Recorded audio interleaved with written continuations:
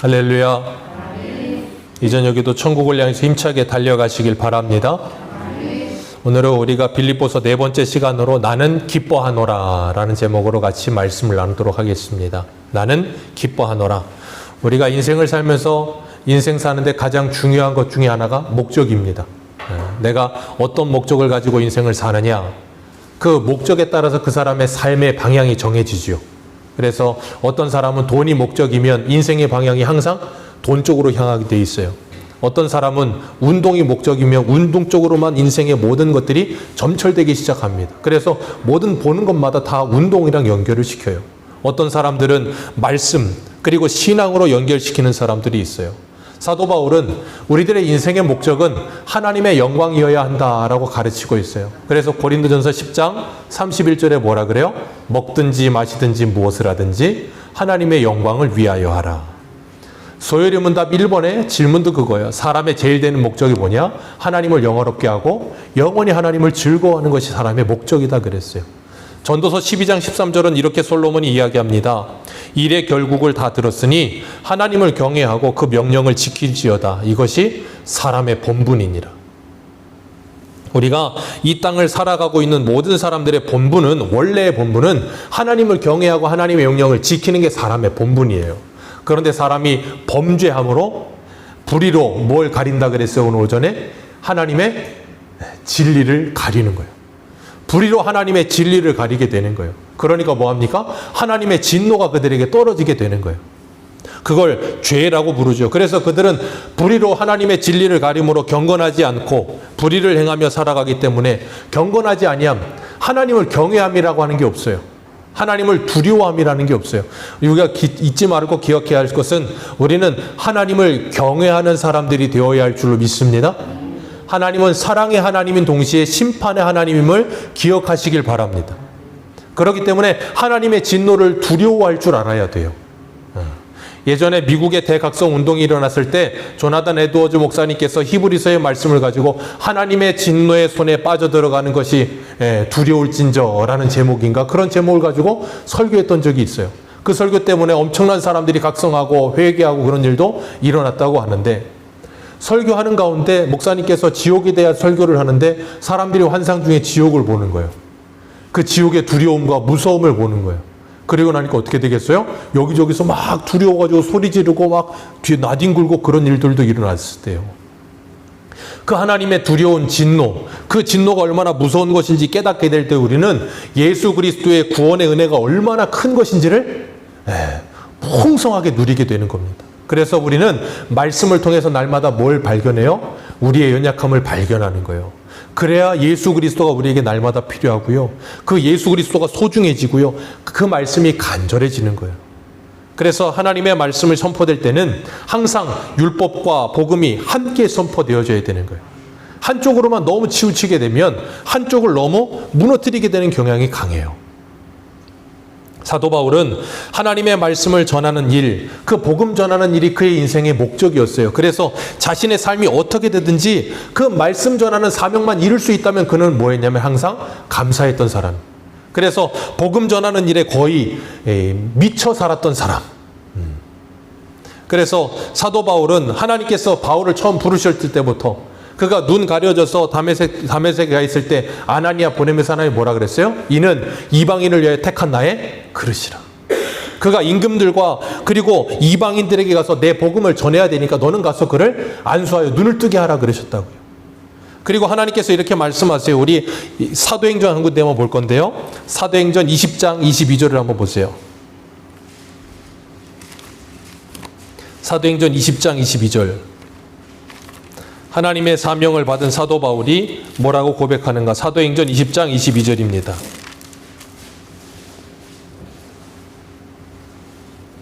같이 읽겠습니다. 22절에서 24절까지입니다. 시작. 보라, 이제 나는 성령에 매여 예루살렘으로 가는데 거기서 무슨 일을 당할는지 알지 못하노라. 오직 성령이 각성해서 내게 증언하여 결박과 환난이 나를 기다린다 하시나 나의 달려갈 길과 주 예수께 받은 사명 나의 생명을 조금도 귀한 것으로 여기지 아니하노라. 아멘. 여기 분명히 말하는 게 뭐예요? 나의 달려길 갈 길과 주 예수께 받은 사명, 하나님의 은혜의 복음을 증언하는 일, 그게 나의 사명이라는 거예요. 그 일을 마치는 일을 위해서는 내 생명도 조금도 아까워하지 않고 그 일을 감당한다는 거예요. 그렇기 때문에 사람은 인생을 살면서 어떤 목적, 어떤 사명을 가지고 사느냐가 참 중요해요. 그거 잊어버리면 인생의 방향을 잃어버리게 되는 거예요. 우리가 그제가 3.1절이었잖아요. 우리나라의 이 독립을 위해서, 광복을 위해서 목숨 걸고 일했던 그 독립유공자들, 그분들은 나라의 독립을 위해서라면 뭐였어요? 이 사도 바울이 24절에 말하는 것처럼 자기의 생명도 아까워하지 않고 그 일을 위해 충성스럽게 그 일을 감당했다니까요. 하나님께서 오늘 우리들에게도 하나님의 사명을 주셨습니다. 그 사명이 뭐예요? 하나님의 말씀을 맡은 자라고 하는 사명이에요. 왕 같은 제사장이라는 사명이에요. 택하신 족속이라는 사명이에요. 하나님의 소유된 백성이라는 분명한 정체성을 주셨단 말이에요. 그걸 잊어버리지 않고 이 세상을 살라고 말씀하시는 거예요. 그래서 우리 한 군데만 더 볼 건데요. 20장이니까 조금만 넘겨서 23장 보세요. 사도행전 23장 11절입니다. 사도행전 23장 11절. 11절 말씀 우리 같이 읽습니다. 시작. 내가 예루살렘에서 나의 일을 증언한 것 같이 로마에서도 증언하여야 하리라 하시니라. 하나님께서 이방인의 사도로 부르시고 임금들과 이방인들에게 하나님의 복음을 전하라 그러셨고, 바울이 1, 2, 3차 전도여행을 다녔고, 나중에는 예루살렘에서 잡혀서 있는 가운데 바울이 두려워하니까 하나님 뭐라 그래요? 두려워하지 말아라. 너 로마 가서도 이 일 여기서 한 것처럼 해야 될 거다라고 말씀하셨어요. 그리고 바울은 그 하나님의 말씀을 듣고 뭐 했어요? 자기를 죽이기 전에는 먹지도 않겠다고 하는 40여 명이 저기서 막 시퍼렇게 눈 뜨고 지켜보고 있고, 어떻게 하면 바울 고소할 수 있을까? 변호사까지 사가지고 대제사장 따라다니면서 고소하고, 그러는데도 불구하고 하나님께서 바울에게 뭘 주세요? 사명을 다시금 확인시켜 주시는 거예요. 그리고 바울이 결국에는 하나님의 말씀을 따라서 로마까지 갑니다. 그 가는 과정 속에 바울이 배 타고 가는 과정에 뭘 만나요? 유라굴로 광풍을 만나잖아요. 유라굴로 광풍 만나가지고 배 뒤집히고 거기 타고 있던 사람들 다 무서워하고 있는데, 주의 사자가 밤에 나타나서 바울에게 뭐라 그래요? 이 말씀 똑같이 하시는 거예요. 걱정하지 마라. 로마 가서 너 일할 거다. 그러니까 바울이 그 말씀 듣고 나서 그 광풍이 막 뛰어놀고 있는 상태에서 사람들 다 무서워하는데 그들에게 뭐라 그래요? 두려워하지 말라고. 내가 믿는 하나님이 나에게 말씀하셨다고. 근데 그 말씀 듣고 나서 조금 있다가 어떻게 돼요? 배가 파서나요. 멜리데 섬에 갔죠. 멜리데 섬에 가가지고 나무까지 추워가지고 나무까지 가져다가 그냥 불 놓으려고 하는데 거기에서 또 뭐가 나와요? 뱀이 나와가지고 물고. 그런데도 불구하고 그 모든 우역질을 겪고 하나님은 바울 어디까지 가져가요? 로마까지 데리고 갔어요. 우리 사도행전 마지막 장 28장 보세요. 28장입니다. 사도행전 28장 23절.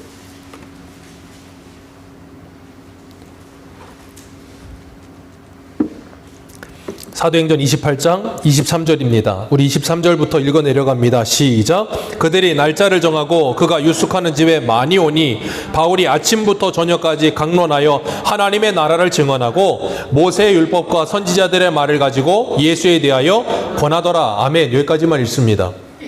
사도 바울이 아침부터 저녁까지 뭐 했다고요? 강론했다고요. 말씀을 가르쳤어요.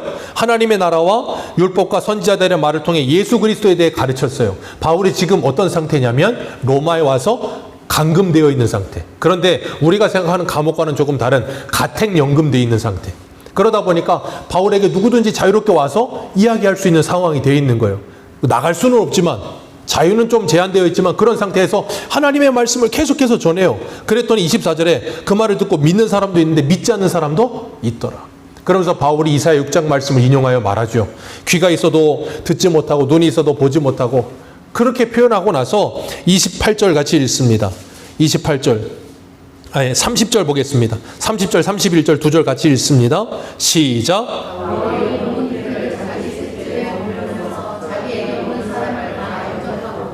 하나님의 나라를 전파하며 주 예수 그리스도에 관한 모든 것을 담대하게 거침없이 가르치더라.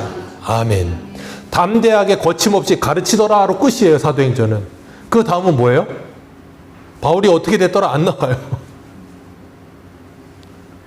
그냥 담대하게 거침없이 하나님의 말씀을 가르쳤더라. 그래서 사도행전은 성령행전이라고도 하고, 제가 사도행전의 가장 중심되는 구절이 뭐라 그랬어요? 하나님의 말씀이 힘이 있어 흥황하여 세력을 더하더라 그랬잖아요.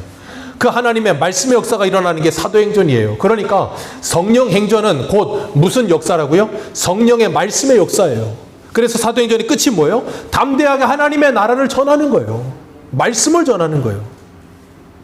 그리고 나서 오늘 본문으로 돌아오시면, 이런 사도행전의 맥락을 가지고 오늘 본문으로 돌아오시면, 오늘 본문 바로 옆에 에베소서 6장이 있죠. 에베소서 6장 19절 봅니다. 사도 바울이 에베소 교회를 향해 기도를 부탁해요. 6장 19절 20절 같이 읽습니다. 시작. 또 나를 위하여 구할 것은 내게 말씀을 주사 나로 입을 열어 복음의 비밀을 담대히 알리게 하옵소서 할 것이니, 이 일을 위하여 내가 쇠사슬에 매인 사신이 된 것은 나로 이 일에 당연히 할 말을 담대하게 하려. 아멘. 사도행전 28장의 말씀하고 이 말씀을 딱 매치시켜 보세요. 바울이 지금 에베소 교회에게 뭘 부탁해요? 내가 담대하게 어디서든지 하나님의 말씀만을 잘 전할 수 있게 기도해달라. 그리고 바울은 갇혀서도 뭐예요? 담대하게 거침없이 하나님의 말씀을 전하는 거예요. 이 기도의 응답으로. 그리고 오늘 본문 12절 말씀 보세요. 12절과 13절입니다. 시작. 형제들아, 내가 당한 일이 도리어 복음 전파에. 여기까지만 읽습니다. 사도 바울이 갇혔었어요. 갇혀있는 가운데서도 뭐 했다고요? 복음 전파에 뭐가 일어났다? 진전이 일어났다. 진보가 일어났다. 옛날 성경에 그렇게 표현해요. 로마에서도 거침없이 담대하게 오는 사람마다 다 복음 전하여서 수많은 사람들이 예수 믿게 되고, 그리고 빌립보의 감옥에서도 그 간수장의 가족들에게 복음을 전하여 예수 믿게 하고, 사도 바울은 밖에 있든지 안에 있든지 앉았을 때인지 일어날 때, 어디서 많이 들어본 말씀이에요. 신명기 6장의 말씀과 같이 어디서든지 뭐 했어요? 하나님의 말씀을 전하는 일에 올인했어요. 몰두했어요. 그 일만을 위해 산 사람처럼 살았어요. 저와 여러분들은 어떤 일을 위해서 살고 계십니까? 여러분은 뭐에 붙들린 인생을 살고 계십니까? 사도 바울은 하나님의 말씀에 붙들린 삶을 살았어요. 그래서 그가 어떤 상황에 있든지 그 상황은 그에게 중요하지 않았어요. 그래서 고린도후서 4장에 보면 사방으로 자신이 어떻게 되나 그랬어요? 우겨싸임을 당하나 쌓이지 아니하며, 거꾸로 뜨림을 당하나 망하지 아니하며, 그리고 이 답답한 일을 당하나 낙심하지 아니한다 그랬어요. 왜요? 질그릇에 뭘 가졌기 때문에? 보배를 가졌기 때문에. 그래서 질그릇이 깨지면 어때요? 질그릇이 깨지면 어때요? 기쁜 거예요. 왜요? 질그릇이 깨지면 내 안에 뭐가 보여요? 보배가 보이잖아요. 그래서 기쁜 거예요. 사도 바울은 그렇게 기뻐하며 살았어요. 자신의 상황이 굉장히 좋지 않을 수 있어요. 사방으로 우겨싸이는데 누가 좋겠습니까? 그런데 하나님의 말씀에 붙들리고 사명에 붙들린 사람은 그 상황과 환경이 자기를 우겨싼다 할지라도 그 사방을 바라보지 않고 어디를 봐요? 위를 보는 거예요. 사면초가라는 말처럼 사방으로 우겨싸여도 하늘은 열려 있어요. 항상 하나님은 우리를 지켜보고 계신다고요. 그렇기 때문에 그런 사람은 그 상황과 환경을 바라보지 않아요. 그 상황과 환경을 바라보지 않고 뭘 바라봐요? 하나님을 바라보는 거예요. 그러면 하나님과 내가 올바른 관계 속에 하나님의 은혜를 받고 살면 상황과 환경은 나에게 더 이상 걸림돌이 되지 않아. 그래서 시편 몇 편인지 모르겠지만 그런 말씀이 있어요. 하나님을 믿는 사람들에게는 장애물이 없다라는 표현이 나와요.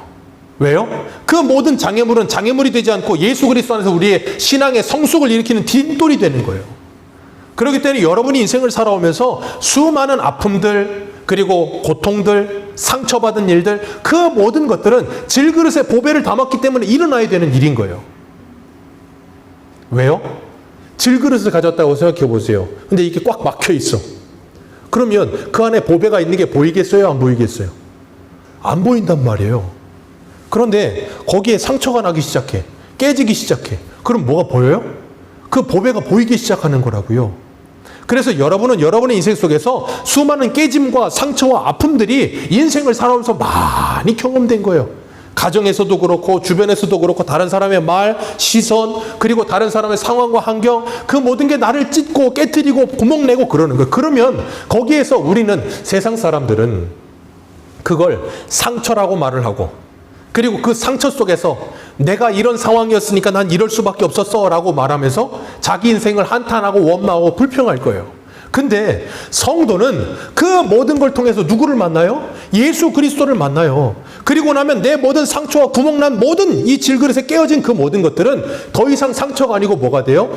빛이 되는 거예요. 그걸 우리는 다른 표현으로 뭐라 그러냐면 간증이라고 하는 거예요. 그래서 예수 믿으면 내적 치유라는 표현을 쓰잖아요. 예수를 진짜 만나면 그 내적인 치유가 우리 안에 일어나는 거예요. 말씀을 통해 내적인 치유가 일어나면서 뭐 하냐면 상처가 더 이상 상처가 되지 않는 거예요. 하나님께서는 그렇게 하나님의 사람들을 이끌어 가십니다. 그렇기 때문에 우리에게 찾아오는 모든 상황과 현실, 아픔들, 사방으로 우겨 쌓이는 모든 상황들, 그거 집중하지 마세요. 사람들은 거기 집중하느라고 너무 시간을 많이 써. 거기 집중하지 마시고 하나님께 집중하세요. 다른 사람의 말에 집중하지 마세요. 상황 보면서 늘 나는 왜 이래야 돼? 그런 말 하지 마세요. 원래 그런 거예요. 그렇기 때문에 우리가 세상 사람들도 그런 말 하잖아요. 꿈보다 해몽이다. 성도는 꿈보다 해몽이 좋은 사람들이어야 될 줄 믿습니다. 우리의 상황에 있는 현실을 바라보면서 현실만 보지 마시고 현실 속에 나와 함께 하시는 하나님이 그 현실을 나에게 이겨내게 하신다는 걸 경험하셔야 돼요. 그러면 여러분은 어떤 상황에서도 기뻐할 거예요. 우리 하나님의 열심이라는 마지막 찬양팀이 했잖아요. 가사가 이래요. 조금 느린 듯해도 기다려주겠니? 조금 더딘 듯해도 믿어줄 수 있겠니? 내가 가는 그 길 절대 헛되지 않으니 나와 함께 가자 라고 찬양해요. 주님께서 우리에게 말씀하시는 거예요. 조금 늦을 수 있다는 거예요. 조금 더딜 수도 있고요. 그런데 걱정하지 말라는 거예요. 내가 너 데리고 반드시 그 믿음의 경주를 완주해 주겠다라고 말씀하시는 거예요. 그렇기 때문에 그 하나님의 말씀에, 그 언약의 말씀에 붙들리면 더 이상 내 상황과 환경은 나를 괴롭게 하지 않을 줄로 믿습니다. 여러분, 혹시 어릴 때 게임을 좋아하셨습니까? 어릴 때 운동을 좋아하셨습니까? 저는 운동을 거의 광적으로 했었거든요. 제 중고등학교 때는 운동으로 시작해서 운동으로 끝났어요. 항상 맨솔에담을 가지고 다녔어요. 몸에서 맨솔에 냄새가 나. 누가 시킨 거 아닌데 하루에 푸시업 1000개, 윗몸 일으키기 500개, 스쿼트 200개, 그걸 기본 운동으로 하고 학교 가서 축구하고 농구하고 발 다치면 들어누워서 벤치프레스를 들고 정말 운동에 미친 사람처럼 운동을 했어요. 근데 너무 신기한 건 운동할 때는 다쳐도 안 아파요. 아세요? 운동에 막 빠져가지고 너무 열렬히 운동하잖아요? 그럼 운동하다 다쳐도 안 아파요. 근데 운동 끝나고 나 집에 오잖아요? 그럼 너무 아파. 잘 때 되면 더 아파. 막 너무 아파. 왜 그래요? 그 운동에 몰두했기 때문에 아픈 게 기억이 안 나는 거예요. 운동뿐 아니라 오락뿐 아니라 어떤 일을 할 때도 그래요. 어떤 일에 몰두하잖아요. 다른 게 안 보여요. 사도 바울이 그래요. 지금 하나님의 복음에 붙들려서 그 복음에 이끌리니까 다른 게 보이질 않는 거예요. 내 상황이 지금 우겨싸임을 당해 있든지 감옥에 있든지 그거 상관없다는 거예요. 그래서 우리 오늘 본문 13절 보세요. 13절 같이 읽겠습니다. 시작.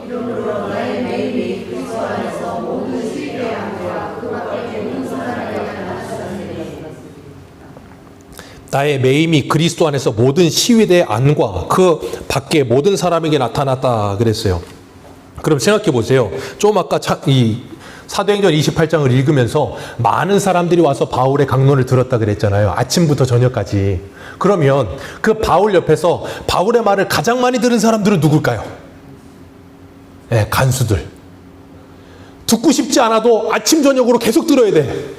이 간수들이 몇 시간을 교대 근무를 할 텐데 교대 근무를 해도 어쨌든 간에 쟤는 입을 닫지를 않아. 아침부터 저녁까지 계속 말을 해. 아주 그냥 괴로워 죽을 만큼 말을 해. 그러다 보니까 어떻게 되냐면 빌립보서 4장 보세요. 빌립보서 4장 22절.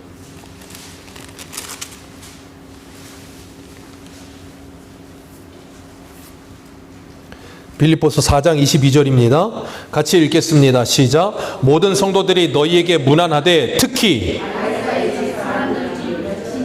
아멘. 이 가이사가 누구예요? 로마 황제.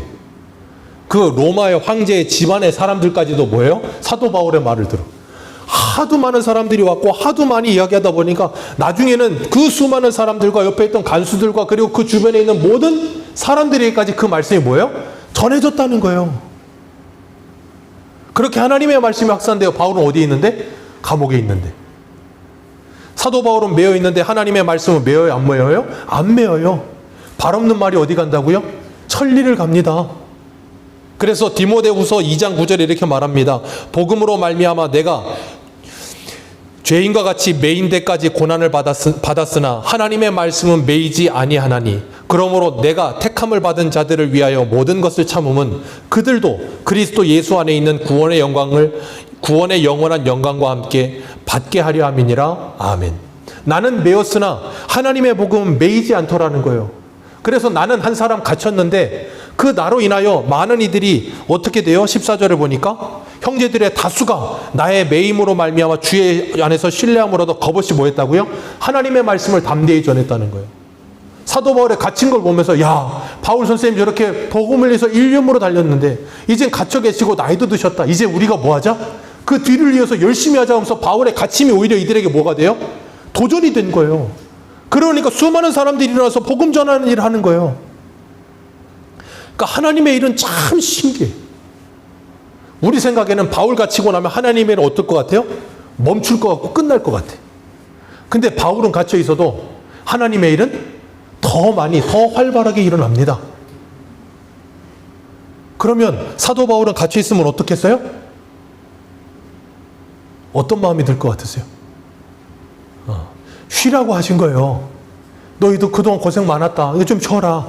너 말고 네 다음에 해야 될 애들이 이제 할 거다. 근데 그들 중에 어떤 애가 있어요? 15절 같이 읽습니다. 15절입니다. 시작.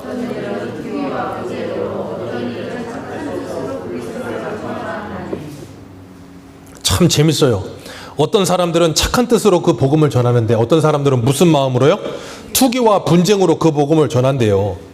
자기 욕심과 사리 사욕으로 복음을 전하는 거예요. 사도 바울 하나님의 말씀 전하면서 여기저기 다니면서 인정받고 막 사람들이 칭찬하고 그러니까 어떤 생각이 들어요? 주변에 있던 사람들이? 사도 바울과 함께 일했던 사람들 중에 바울과 함께 같은 뜻을 품고 일했던 사람도 있겠지만 분명히 사도 바울을 시기 질투하던 사람도 있을까요? 없을까요? 있어요. 사도 바울을 시기 질투하는 사람도 있다니까요. 교회 안에도 있어요. 교회 안에만 있는 게 아니라 목사들끼리도 그래요. 그래서 큰 교회는요, 부교육자가 설교 잘하잖아요. 그때부터 힘들어집니다. 찍힙니다. 더 잘 나가기 시작하면 찍히는 거예요. 네. 참 힘들어하는 애들이 많아요. 어쨌든 간에 그런 일이 일어나요. 그렇게 시기 질투하고 암투하고 교회 안에서 저 사람 잘하는 것 같으면 괜히 잘하면 칭찬해 주면 되지. 저놈 잘하는데 나는 이게 뭐지? 하는 생각 들고 괜히 그러니까 안 되겠다 싶으니까 나도 좀 해볼까?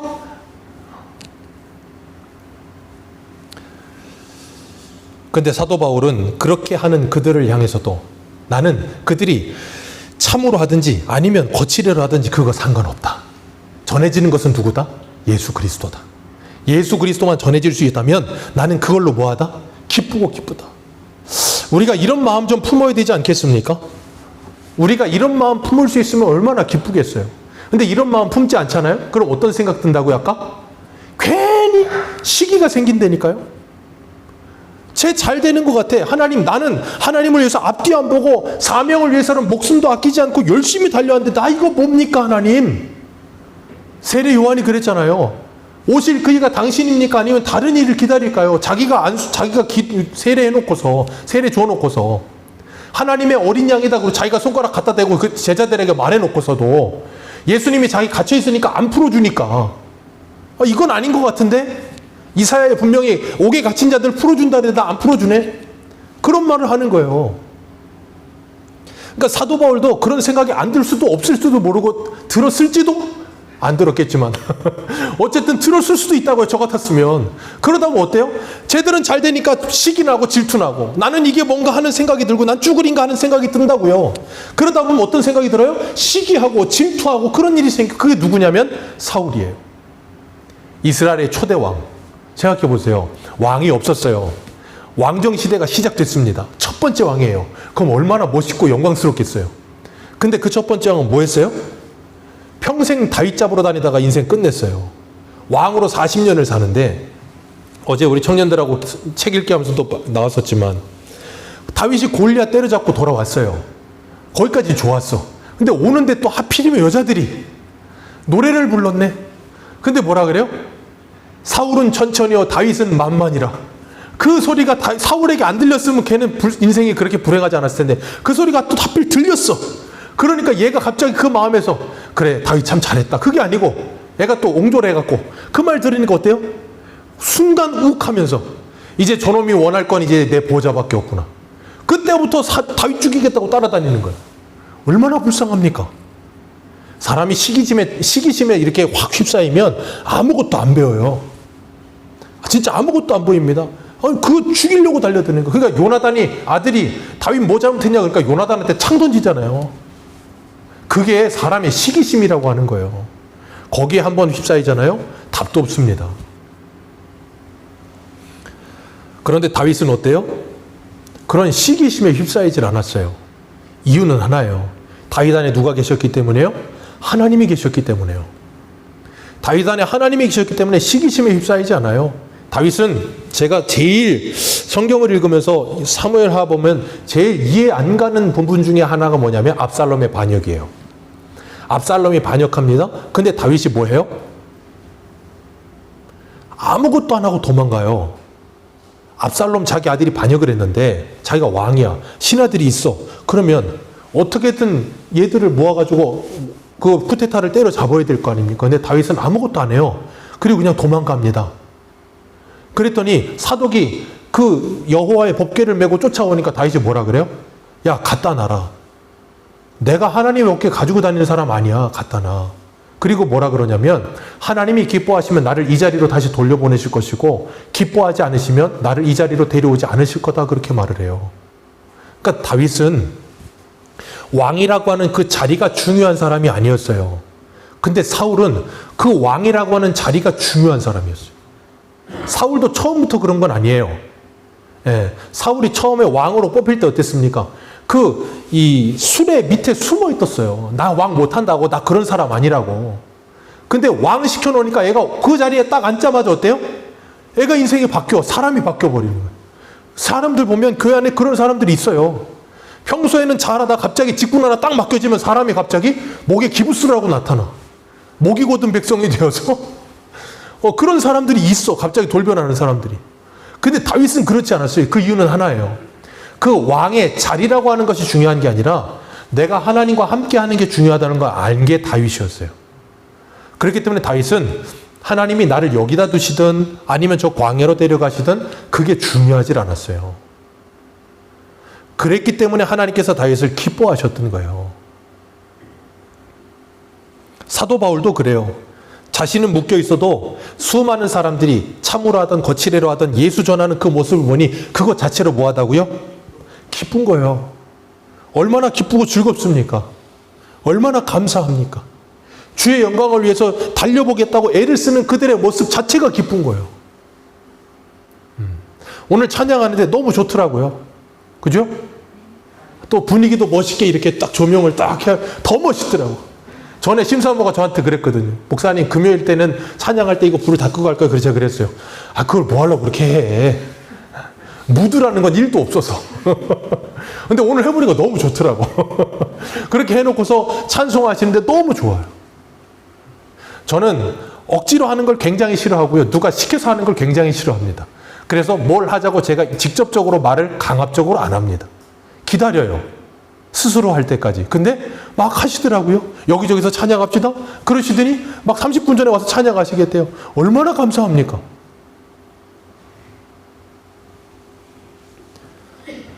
우리가 이 세상을 살아가면서 정말 우리의 기쁨의 근원이 뭘까? 우리의 인생의 목적이 뭘까? 그걸 한번 고민해 보세요. 저도 그래요. 이병수 목사가 이 자리에 서서 여기서 하고 있는 일이 뭘까? 뭘 위해서 이걸 하고 있을까? 그거 생각 안 하고 살잖아요? 그러다 보면 시간이 지나다 보면 나도 모르게 이 자리 자체에 안주해 버린다니까요. 그렇기 때문에 우리의 기쁨이 정말 하나님을 기쁘시게 하는 것이 우리의 기쁨이 되기를 주님의 이름으로 축복합니다. 그래서 부모님들은 자식들에게 맛있는 걸 먹여서 자식들의 입에 맛있는 게 들어가서 씹히는 그 모습을 보면 뭐 한다 그래요? 배부르다 그러잖아요. 엄마도 먹어. 아니야, 엄마는 안 먹어도 배불러. 전 안 그렇더라고요. 저도 먹어야 배부르던데 우리 어머님들은 안 먹어도 배부르대. 왜? 너무 좋은 거야, 자식들이 이렇게 하는 게. 정말 하나님께서 우리에게 그러셨어요. 항상 기뻐하라. 여러분은 정말 항상 기뻐하십니까? 날 구원하신 그 하나님의 은혜에, 그 감사함에 항상 기뻐하십니까? 그 은혜의 감격이 여러분의 늘 살아있어서 항상 기뻐하시고, 또 하나 항상 기뻐할 수 있는 법 알려드릴게요. 내게 좋은 일이 있을 때 우리는 시키지 않아도 기쁘거든요. 내 옆에 있는 사람에게 좋은 일이 있을 때도 기뻐해 주세요. 그럼 우리는요, 항상 기뻐할 수 있어요. 나도 기쁘고 너도 기쁘고 얼마나 좋습니까? 근데 우리는 참 이상해서 나는 좋은 일이 있으면 기쁜데 옆에 있는 애가 잘 되면 배가 아파. 이상하죠? 왜 배가 아파요? 하나님께서 우리에게 주신 이 성도라고 하는 사명, 하나님이 우리에게 주신 하나님의 말씀, 그 말씀을 맡은 자로 살아가시면서 우리의 상황과 환경에 너무 휩싸이지 마시고 하나님을 바라보시면서 그 상황과 환경을 이겨내시고 나를 집중하지 마시고 하나님의 말씀에 집중하시고 그리고 그 하나님과 동행하시면서 충성하시며 하나님의 일이 되어져가는 그 모습 자체를 기뻐하며 살아가는 저와 여러분들 되시기를 축복합니다. 기도하겠습니다.